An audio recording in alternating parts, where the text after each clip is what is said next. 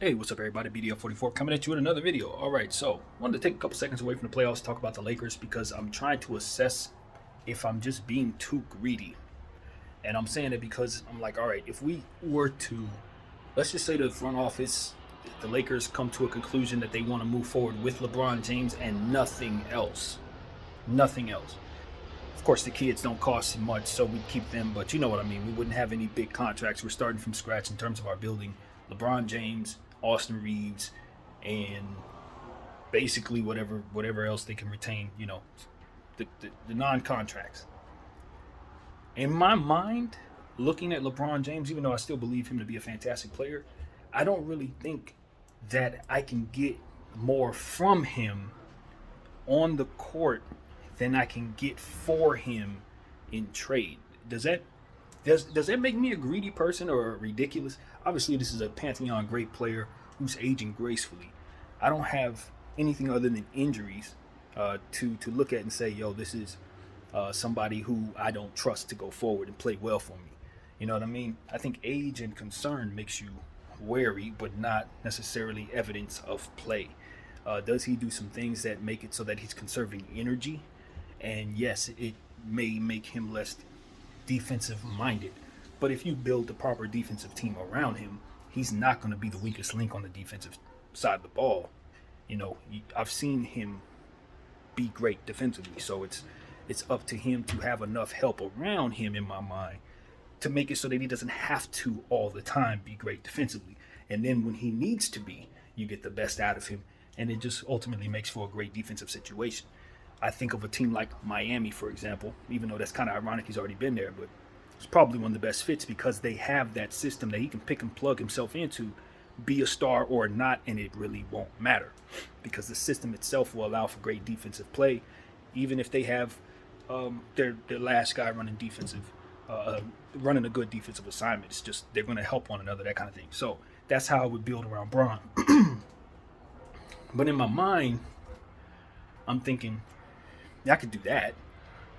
Or I can send him to a situation like that already, strip them of their picks that they don't believe they need anyway because they're going to win now, flip those picks for things that can help me provide myself even more flexibility, since I may not necessarily believe in those picks short term, nor can they help me right now, and then making myself more attractive to other free agents as I build my asset class. That makes more sense to me as a Laker mind, somebody who's trying to fix our organization, than going forward with Braun and the demands that come with him. Now, see, that's another thing that he would have to, I guess, work out in negotiations. There would be certain stipulations about how I'd want the team to be moving forward. And because of the mistakes that were made that I blame him for, I guess, if I'm the Laker organization, if we're going to move forward together, I'm going to want to take back some of that power to maybe put him in a position to make to lean us towards some of those decisions that I don't like that we've made. And then I look at it from my personal perspective and say that would never be me, because me, Brandon, I would hold myself accountable first. I would be looking at the fact that I hired the people that made those decisions and be looking to change things around with myself first. But I'm trying to, look at it as I would be within what they have right now. And that appears to be a situation where they're bringing in Phil Jackson, which has been reported, obviously.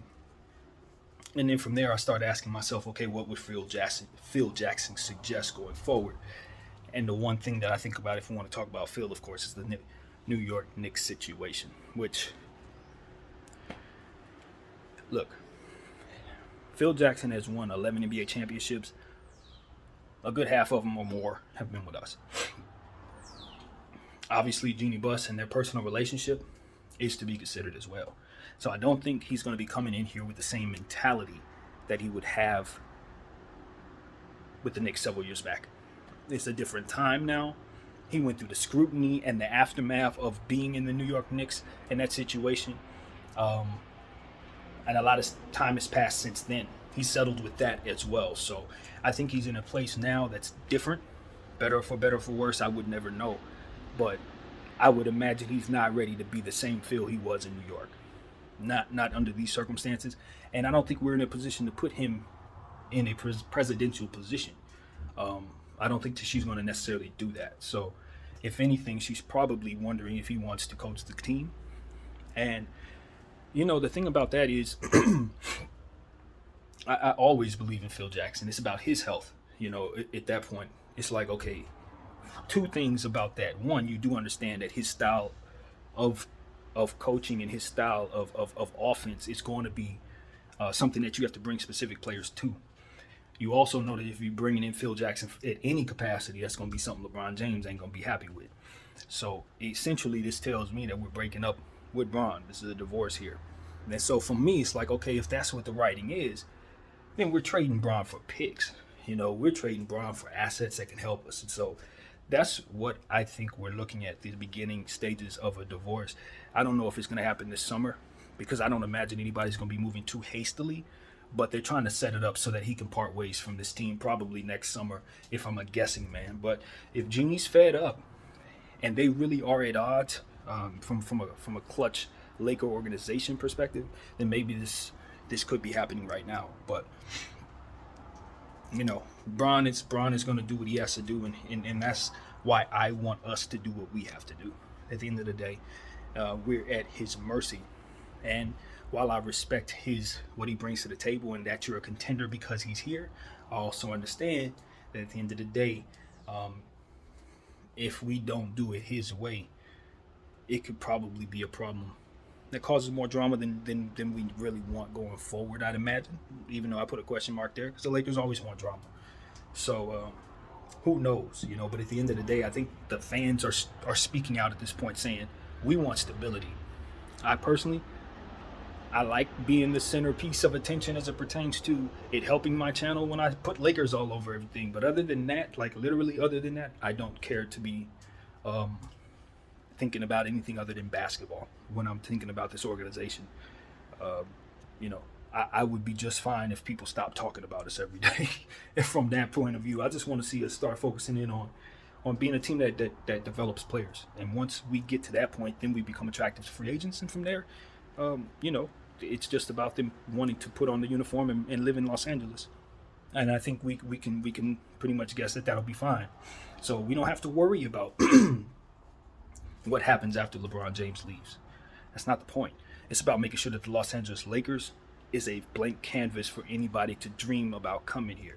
And then from there, making sure that we remain stable so that they can have a good tenure here. That's it. That's what got us Bron in the first place.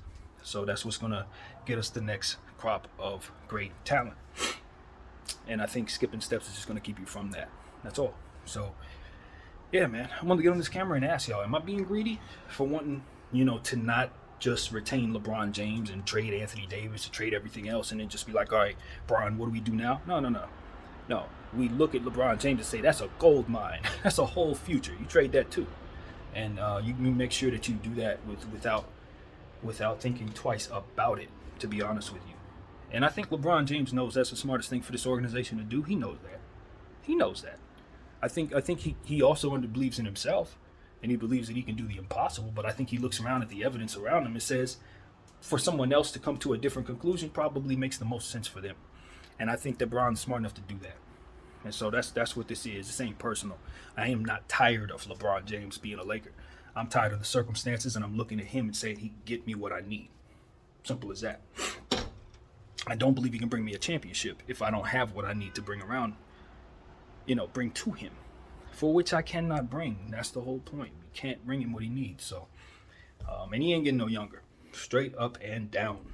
Trust you me, I'm his exact age. And as I always tell you guys, I feel good enough to do certain things, but super strenuous, crazy stuff that competes with people that are 19 to 20, I probably shouldn't be attempting to do. And so I feel the same way about any level of person who's been on this earth that long, whether you're super genetics or not.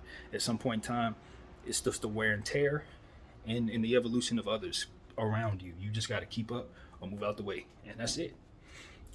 These kids are getting stronger, faster. LeBron James dominated a different league. And while I still think he can be a great all-star in this league, MVP candidate, heck, he might have an MVP left in him, depending on the type of situation he finds himself in. Don't get it twisted. But you just have to understand that this situation, this We ruined it. We simply ruined it. We hitched our train on the wrong wagons, and we gave away assets that should not ever be given away in our circumstance. You know what I mean? You never put yourself in a position to have this much strain on your cap. You know what I mean? Even if you have reliable bodies that you're doing this with, you don't make the mistakes we made.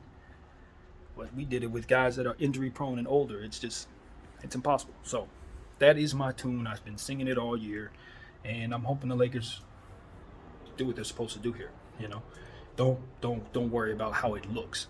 If you do things the right way, you'll look right. Simple as that. BDL 44. Thank you all for watching. I'm out.